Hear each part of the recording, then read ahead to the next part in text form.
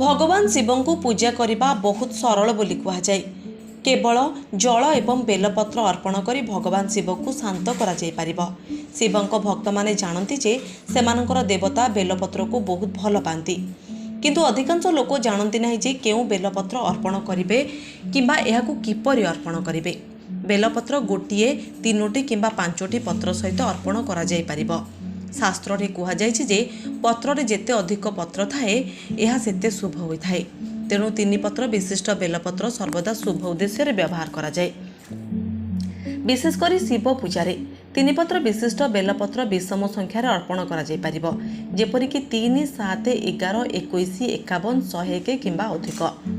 शिव पूजा सर्वदा भल बेलपत्र व्यवहार करा जिबा उचित। छिंडा किंबा दागयुक्त बेलपत्र अर्पण करने असंपूर्ण बोली विवेचना करा जाय। भंगा किंबा कटा बेलपत्र भगवान शिव को अर्पण करने उचित नुहे। केवल संपूर्ण बेलपत्र अर्पण कले फल मिलता है।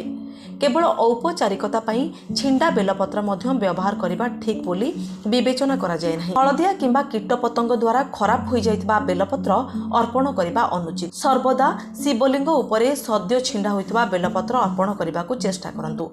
तथापि जदि कौनसी कारणरू आपन को 2-3 दिन पूर्वर अमल होइतबा बेलपत्र व्यवहार करने को पड़ी थाए, तेबे सेगुड़ी को एक सफा एवं सुरक्षित स्थान रे संरक्षण करंतु।